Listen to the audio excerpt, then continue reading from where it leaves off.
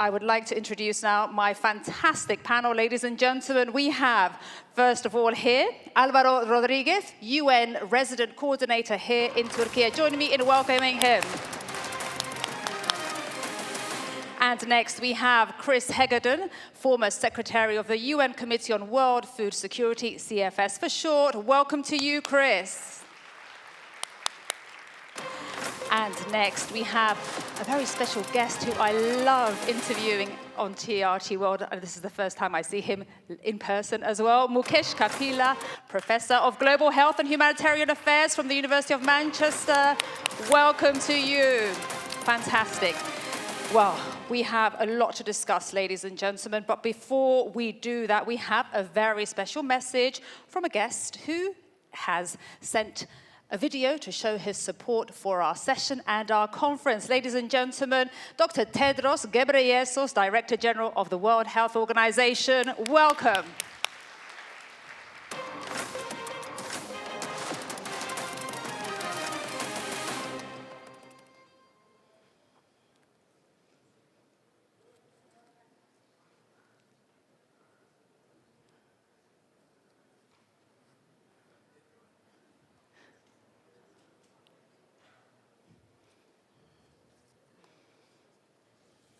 Dear colleagues and friends, the global hunger crisis affects more than 800 million people, driven by conflicts and economic shocks compounded by climate change. Infants, small children, and pregnant and breastfeeding women are hit the hardest. Around the world, there are now famine-like conditions in 6 countries.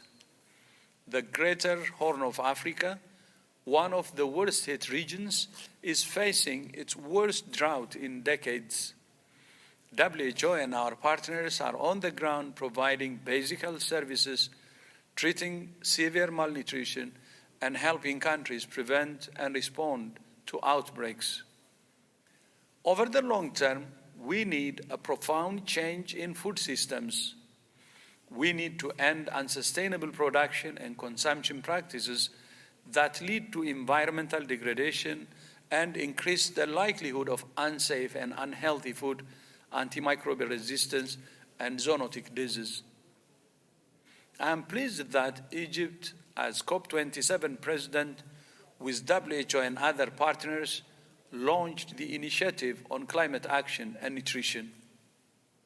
We need global efforts such as this, followed by action on the ground to address the intimate links between food security, production and consumption, climate and health.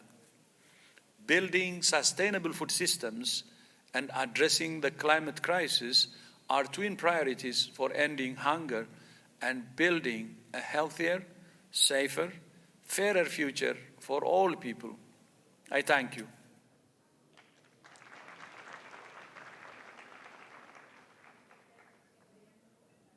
Chief of the World Health Organization, thank you very much indeed for that message. I just want to start with you, Chris. How bad is the world food crisis right now? I mean, we heard there from Dr. Tedros. He said the hunger crisis, the global hunger crisis, affects more than 800 million people. That's more than all the people living in Europe. But this word, I'm sure all of you will agree with me, crisis. There's so many crises: the pandemic, the crisis, the climate change crisis, the cost of living crisis. Sometimes these words just float over me. But just for our audience, for all of us, just how bad is it, Chris? Well, thank you, Maria. Can I start by first thanking TRT for the invitation, the chance to actually put food security on the agenda for such an important event. Of course, the government of Turkey for hosting this and being such a strong advocate for things like the Black Sea Grains Initiative.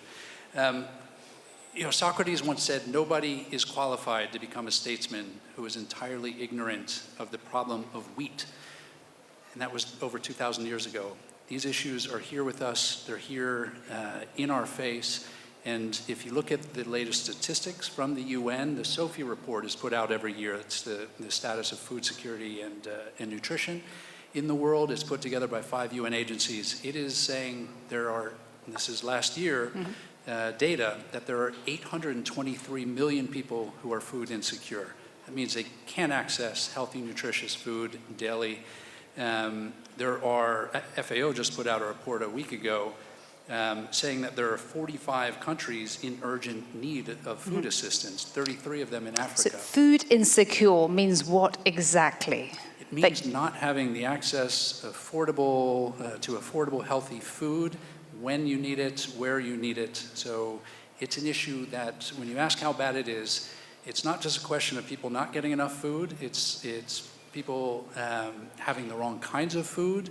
So it's people being priced out of markets. So the affordability issue is a major problem around the world, which we've seen from the issues of having Ukraine grains taken off the market and the prices rising. So it is bad. And I think tied together with the energy, fertilizer, supply problems, with the health issues that the WHO DG spoke about, right?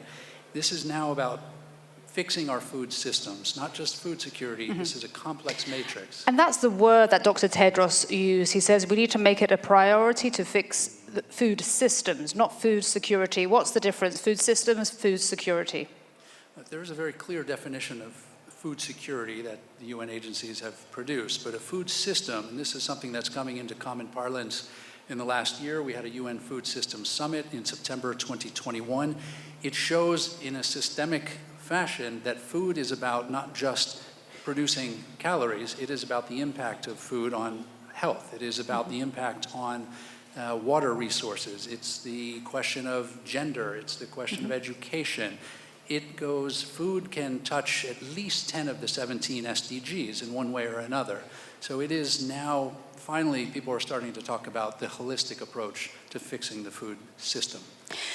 You mentioned the SDGs, and just to go back to the urgency of this crisis. Now, this is very important for the UN. You have a huge goal by 2030. It is 2022. We are 8 years away. One of your goals, I believe it's number 1, is no poverty by 2030. Are you going to reach this goal, Alvaro?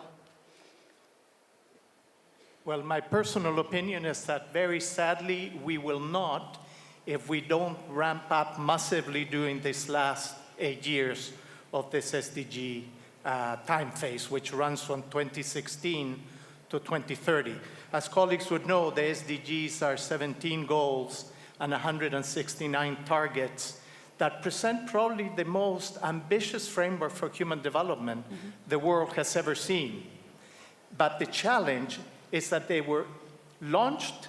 Very soon we got into COVID. Now we're in the cost of living crisis, the climate change crisis. And precisely because of what Chris said, that you must look at these things in a holistic way, you actually need progress along many fronts at the same time. You cannot address Goal 1 on poverty if you do not address Goal 3 and Goals 4 on education and health. And the challenge we have now is that policymakers have very difficult choices to make. Do you build a school and pay teachers, or do you pay more for food imported from a country that traditionally has not been a provider to you? Do you spend more on security, given the challenge of the new geopolitics that we've been talking about since this morning? So unfortunately, I think we are in a very difficult stage. But I would like to end by saying that of all priorities, the SG has highlighted the issue of climate change, which is, of course, another issue that must be addressed holistically and has very close links to all of the SDGs, and including food security and nutrition. So just to be clear, you don't think that you will be able to reach no poverty by 2030 as an SDG? As a trend, right now, no. Incredible. I was actually in Saudi Arabia last week. Former Secretary General Ban Ki-moon said there is no way, verbatim, that we can achieve the 17 SDGs by 2030. this is a catastrophe. I don't feel there's an urgency here that we should be feeling in this room, that we're not going to achieve the SDGs in 8 years. Yeah. That's huge. Well, what's interesting, if you compare our discussion now on very human issues of nutrition, of health, and you compare the discussion on geopolitics, the SDGs, in a sense, come from an era not so long ago, just a few years, where the geopolitics seemed to be quite different, and where to achieve consensus was easier, even though we knew that some countries had such a low starting base, they would really struggle. Mm-hmm. But my feeling is that now the new geopolitics, if we can call it that, has diverted attention from those human development goals into issues more of national security. And accompanying that is a challenge that I believe is probably a challenge to multilateralism in general.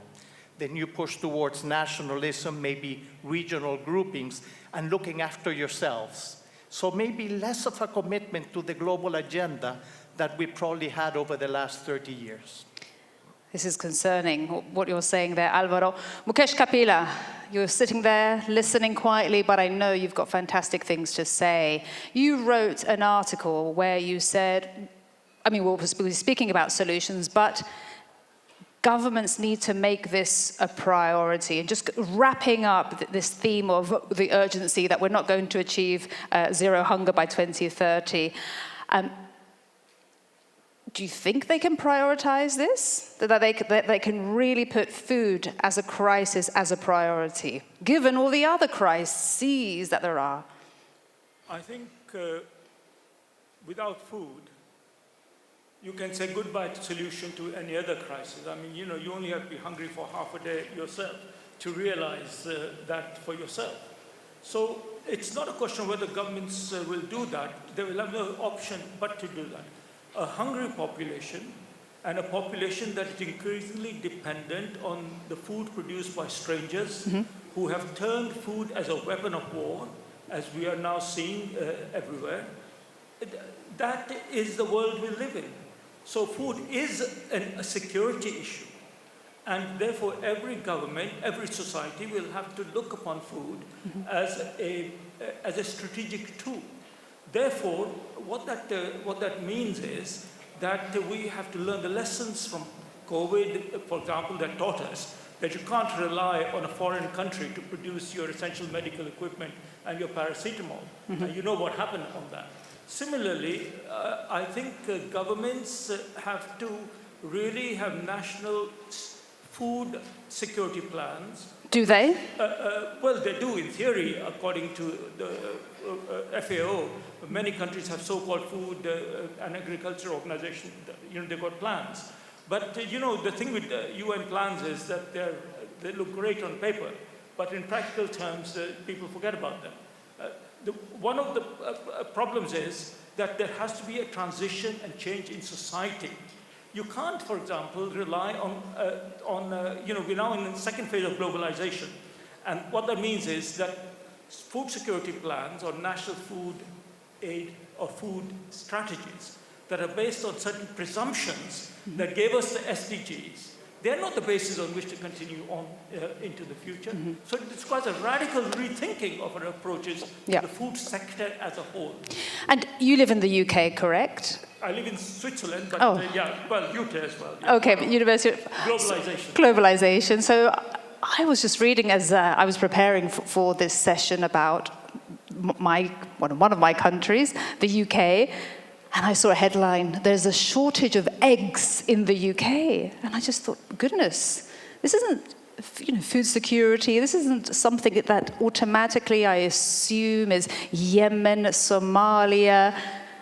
Even in my country, there is, something so basic as this now not in the supermarkets, which just really got me thinking about the systems and everything that we were talking about. I want to go back to looking now at an example of how governments can really come together, and the Black Sea Grain Initiative, That was fantastic, was it not? Isn't that a model that can really be replicated? But before you answer that, just what has been the impact of the Black Sea Grain Initiative? Because I think this is one of my favorite stories. Obviously, I live in Istanbul. I work for TRT World. Not only that, I see the grain ships passing by on the Bosphorus, and you see them, you know they've left from Ukraine, and they're going to developing countries and other countries. But what has been the impact? Because this is so close to your heart, and this has been so fundamental for global food security, Alvaro. Yeah, well, certainly it's been extraordinary, but as extraordinary as it is, it's not enough in terms of the global security, food security issues and food systems issues. But in short, to give you an idea, at the start of the war, it was estimated that around 25 million metric tons of cereals were in Ukrainian silos and could not find their way to countries that had purchased them.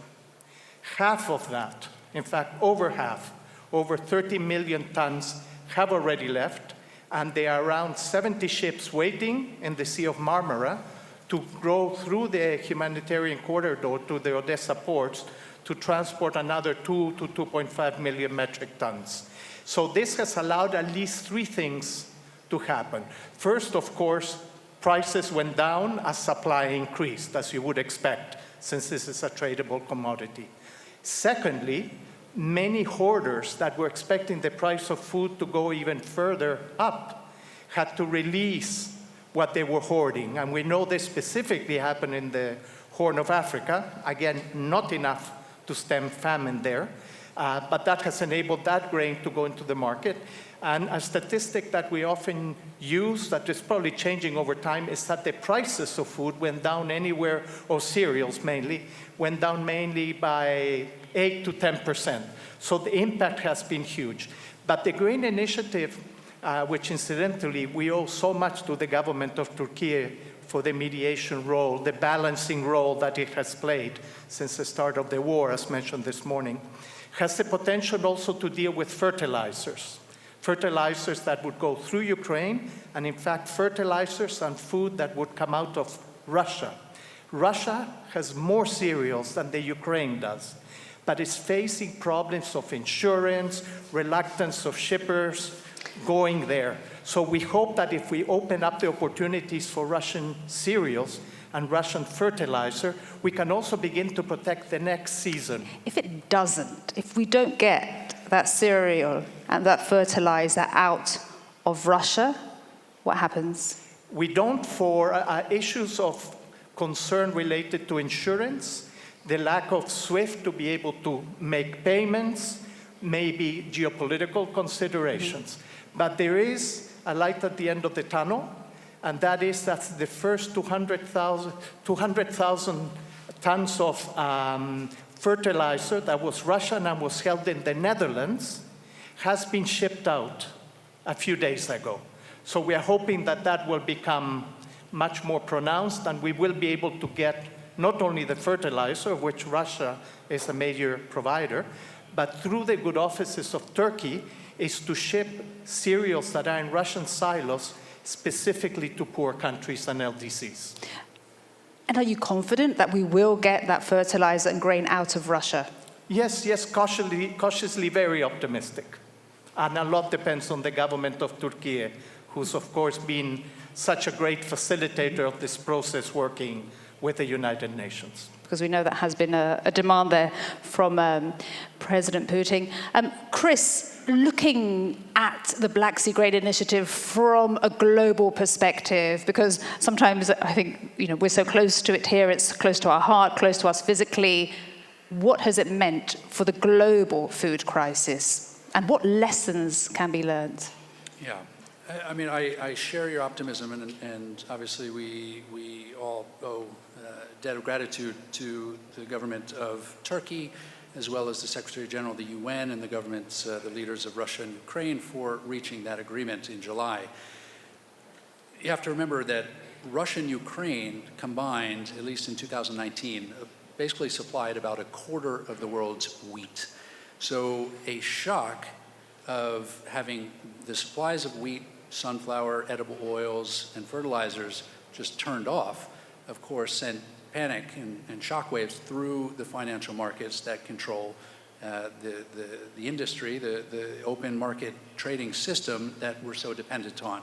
So I think not only did COVID sort of unveil the problems that we have in our global system, trading and otherwise, production, trading and consumption, the war in Ukraine has revealed that there is really some very perilous overconcentrations of supply for key commodities that we as a global community, we consume a very small number of commodities, when in fact there are thousands and thousands, estimates of 80,000 edible plants that people can be eating, and the vast majority of the calories consumed around the world are from a dozen, 2 dozen commodities. So I think what Dr. or Mukesh, if I can call you that, was emphasizing is that, yes, food security is a question of national security, and governments need to take it more seriously. Food sovereignty has to be given a serious relook so that governments are not... Food sovereignty, that's a great term. Because these shocks are going to come, whether it's from zoonotic pandemics, whether it's from conflicts. We've seen the number of conflicts spiking, they're getting worse. Kiss a diplomat, please, everybody, because we need to resolve these conflicts, which are getting out of control. But the food system has to be given more attention politically, more funding to address, and every one of us needs to play our part. This is not just relying on leaders and governments. We all have a role and a responsibility to make the right choices around food, what we consume, what we buy, and what we demand of our leaders. Food sovereignty, that stuck with me. Mukesh Kapila, can we achieve that? So that, in practice, means every single country being able to produce everything that it needs to eat for its people, not having to rely on anybody outside. Is that wishful thinking? I think it's not necessary for every country to produce everything it eats. In fact, it would be distinctly harmful to do that, because the ecosystems will be degraded even faster. So, for example, we all eat bread everywhere in the world. It'd be, I think, pretty bad for the climate if every country in the world started producing wheat, for example, right? But I think the point made is that we will have to change our diet. Why are we all dependent on bread or on wheat or rice or maize? There are many other molecules that we can eat. A point has already been made. So you're asking people to change their diet? Yes. We have done worse things or better things in the past. Why can't we do it so now? And it's happening anyway. And this is part of adaptation to both climate change and a changing world. What does that mean in practice, to change your diet? Well, it might mean, for example, that we look at the balance between different food groups, whether it's carbohydrates, proteins, or fats, and we look at the different plant sources for the vegetables, if you can put it that way. I think more and more people are getting more vegetarian anyway, but I'm not necessarily promoting that, because I think there's a shortage of protein in the world. So we're not saying that everyone should give up eating meat. That's one thing. Also, it's local production. Remember, there's something like, correct my figures if I got it wrong, but somewhere in the region of 60-70% of food is produced by small farmers. So here we are talking about billions of tons of food being moved by massive ships across Bosphorus and such like. Well, that's not where most of the food comes from. Okay, we're focusing on Ukraine now, and we have a crisis, and it's fantastic what's happening. But this is not the real story of food security. What is the real story, Mukesh? Well, the real food security is the millions of small-scale farmers in every community you can think of, growing their own food patches, and the food miles that travels is much less than, I don't know how many thousands of miles this grain is going to come from Russia or Ukraine. That's number one. And now, especially here in Istanbul, one of the most urbanized cities in the world, more than half the world's population is now living in cities already, right? So why can't food be grown in cities? It'll have to be. It'll be grown in neighborhoods. And yet the technology is available more and more. Vertical farming, hydroponics, there are many techniques that are now coming in. And that's another form of adaptation that is coming in. Love it. So it's really important we don't fix on solving an emergency food problem we are having at the moment because one particular war and turning it into a strategy for food security because that will not be fighting the real war we should be fighting.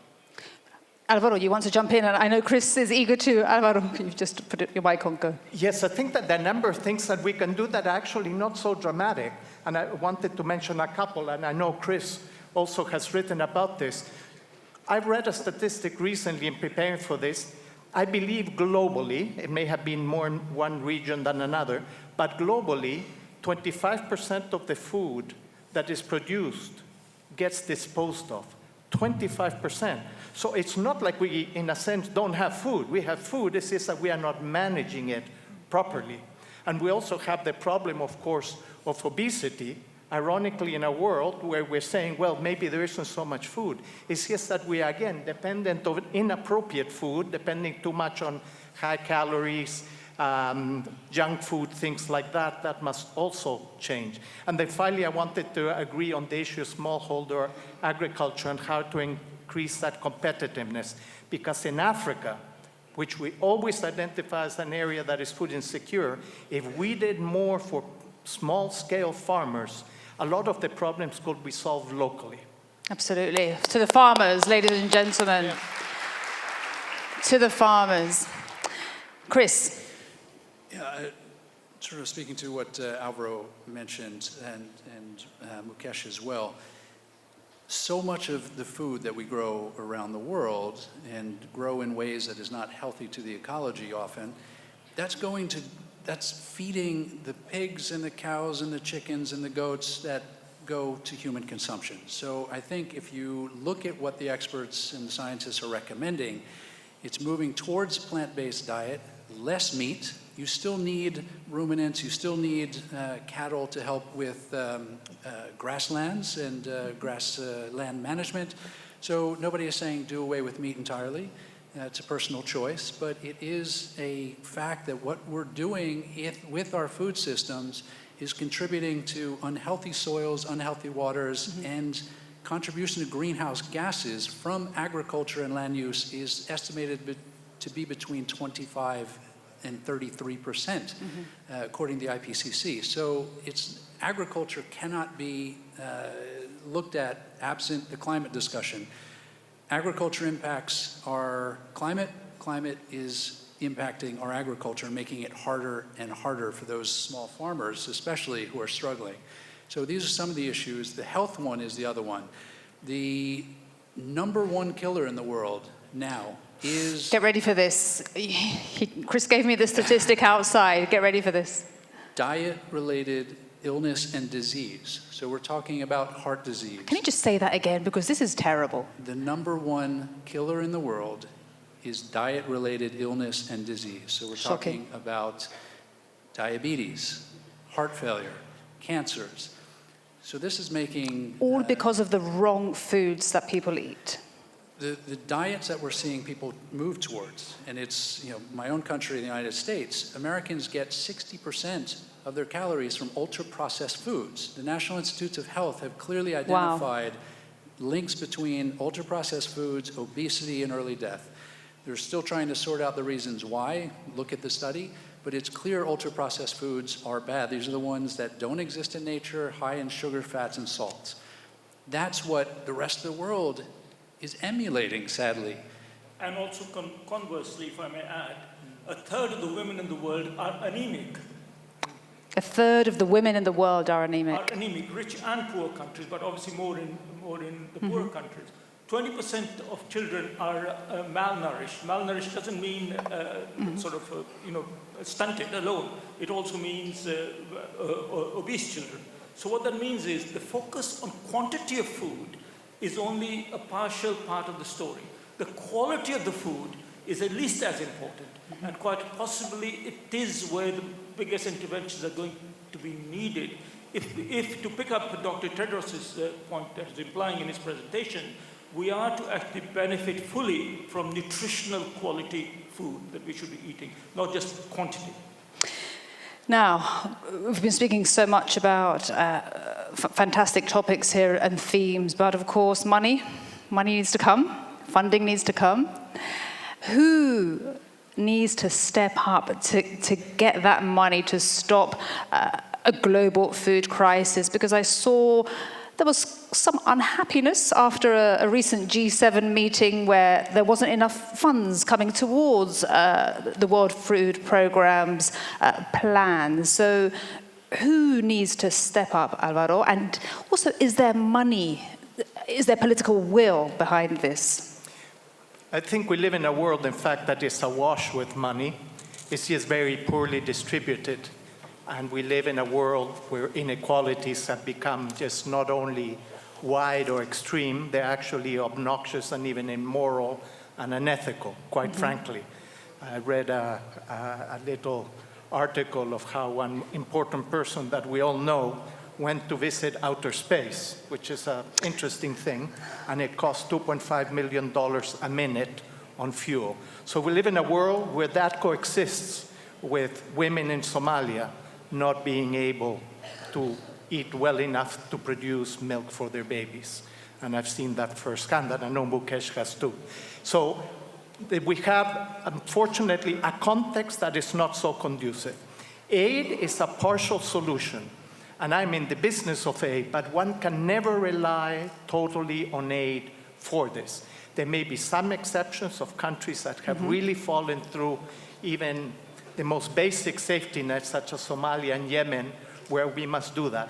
But the responsibility, I would say, is with national actors and regional and international bodies that do not necessarily just give money as aid, but facilitate commercial and financial transactions to empower credit for women-headed households in Africa, small-scale farmers in general, the private sector to provide credit for proper inputs and for marketing, government boards that actually enhance the links not of just a few corporations to international trade, but the whole supply chain from small-scale farmers onwards. And of course, all those parts of the food system that we're talking about that are so essential, the fertilizers, the water, using nature-based solutions so that your country, like Pakistan, doesn't end up 1/3 underwater. We need to do better in climate change adaptation as well. So there are many measures that come into this. We need a holistic approach, which maybe makes it more holistic, but it's the only way that it will become sustainable in the long run. And you mentioned Pakistan. I remember when Pakistan, a third of Pakistan was underwater a few months ago, the climate minister said, she said, there is money in the system when it comes to war. But Chris, why isn't there money to really, I don't know, stop a global food crisis from getting worse? Well, I think Alvaro is it because it's not a priority, as Mukesh said? Prioritization is always the key, and Alvaro spoke to this earlier, bringing up the issue of trade-offs, right? The policymakers, government leaders have to decide what percentage of their budgets go to what priority. So food systems, food security, have to be pushed. It can't be left to chance. I mean, if you look back, remember back in 2020, you had the WFP executive director and Elon Musk squaring off on fantastic on moment Twitter. on Twitter, Right? absolutely. He said, why can't you give 1/6 of your one-day profit to feed the world's hungry, right? He estimated 6 billion. I think since then it would be estimated about 7 billion. And he got no answer except, some trolling. But what did he spend on Twitter a couple months ago? Was it $44 billion? So not only is there money in the system, to answer your question, but the money is not going to the right things.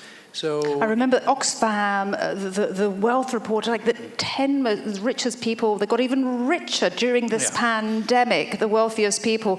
And you scratch your head and you think, how does that happen? Right. No, there was Sorry. Go ahead. Just because you mentioned your American thing, I'm just recalling as a child in India, growing up and eating American food aid during one of periodic famines in India in the 1960s. And then my mother explaining to me, oh, well, this food comes from, the American Food Aid Program. And I remember this ambivalent feeling, on one hand, thanking these distant Americans who I didn't know anything about, and at the same time resenting the Americans. I do not wish to have anybody's billions. I really don't want American food aid. I really don't want must-spare billions. I really don't want it. I'd rather die than rely on that. We're missing the point here, ladies and gentlemen. All you're doing with the prescriptions is, tweaking here, a bit of generosity there, a little bit of pressure here, appealing to the G7. G7 doesn't work, make it the G20. G20 doesn't work, make it G40 next. Because the UN, which is the G193. Mukesh, you have 2 UN people here.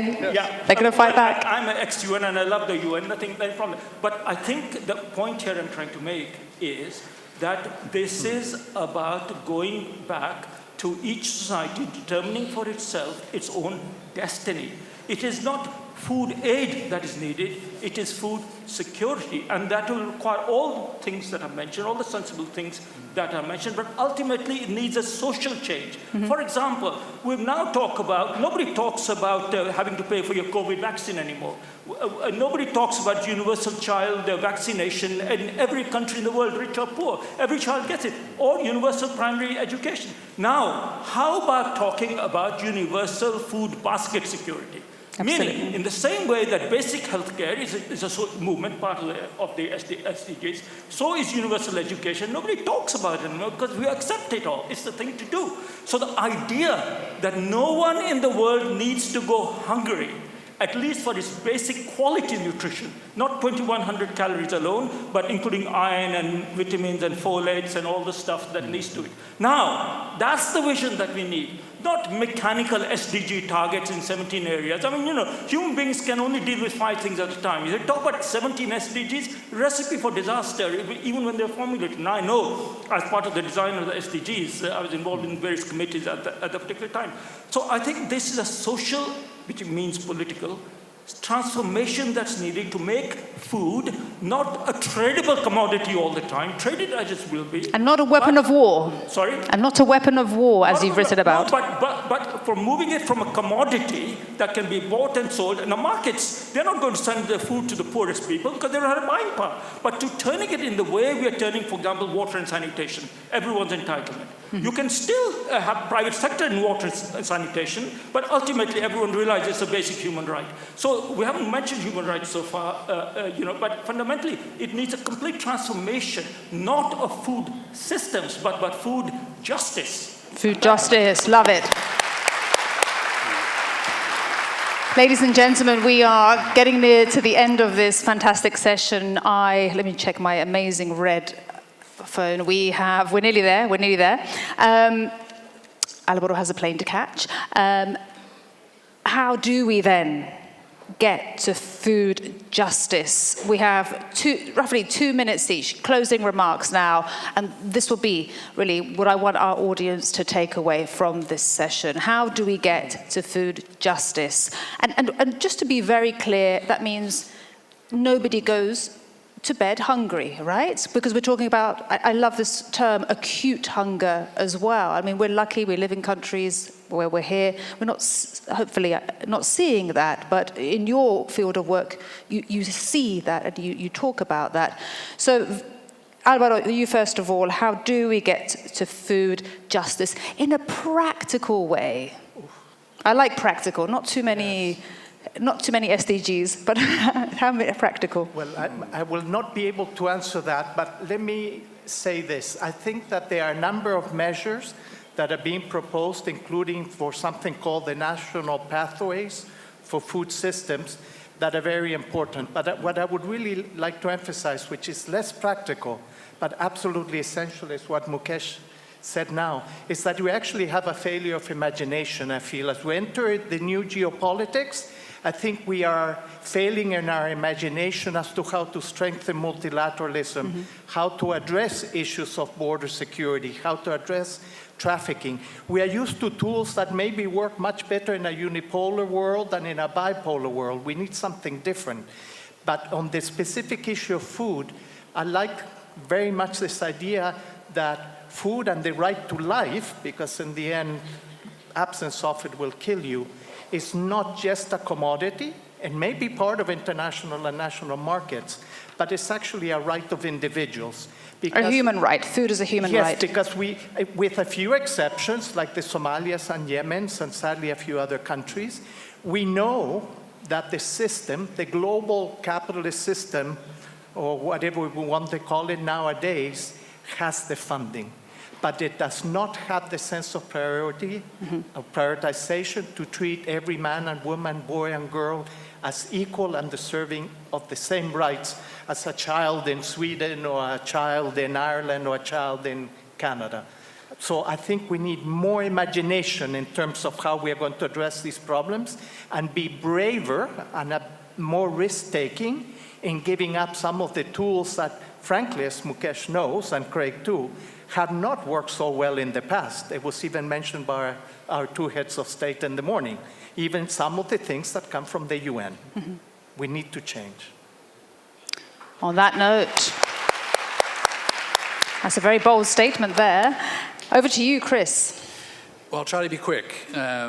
We've already talked about some of these. I have 10 solutions that are sort of key to this issue. One we talked about, which is food systems thinking, looking at the big picture. The other linked to climate is changing the way we are dependent on a carbon-resourced production system. We need to move towards regenerative agriculture and food production. Respect human rights. Don't blame farmers and the poor for the problems we're seeing around the world in terms of food. Create social safety nets. This is what governments need to do in every part of the world, so when the bottom drops out, people aren't left starving. Reduced food waste and loss. It's actually estimated at 40%. 40. That means that's an easy win. And the contributions of wasted food to greenhouse gas emissions, there's every reason that we should be working on that. There's plenty of technology to do it. Ramping up investments, you've brought that up, Maria. There's a lot of money that is out there, and it needs to be incentivized to go into healthy food systems, sustainable food systems. And maybe not taking people into space, as David Beasley says from the World Food Programme. You can do both. You can do both? Oh, okay. You can do both. There's enough to go around. There's enough money in the system. Helping build data systems that are linked to policymaking. This is a huge weak spot in governance of food systems.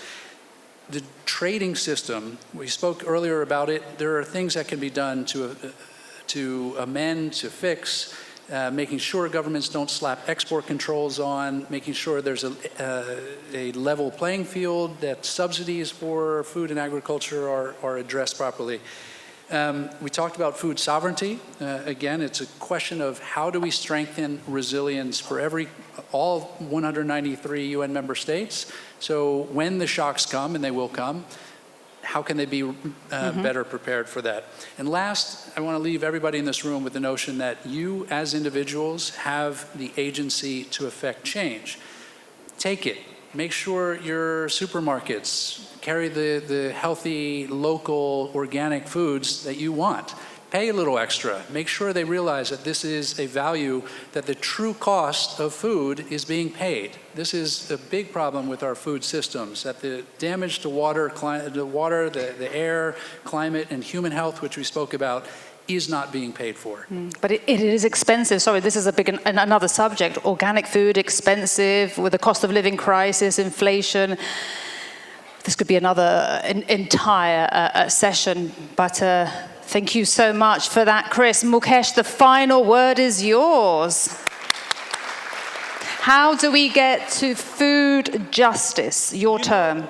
I don't know, even I'm kind of older now, and maybe a bit more patient. But actually, I get more impatient as I get older. You get more impatient as you get older? And all my friends and colleagues here have said incredibly sensible things. And who can but not agree with them? And yet, fundamentally, I feel dissatisfied. Why? Because by the time sensible people do sensible things in a sensible time scale spanning decades, one, I'm not going to be there, which is going to be relief for me personally, But I'm going to see all the casualties along the way if I was to survive that long. I do not think the world can be solved. And a problem which is so difficult, so naughty, so insensible, if you like, cannot be solved by sensible ways. An irrational problem, which is what it is, hunger is, cannot be solved by rational approaches alone.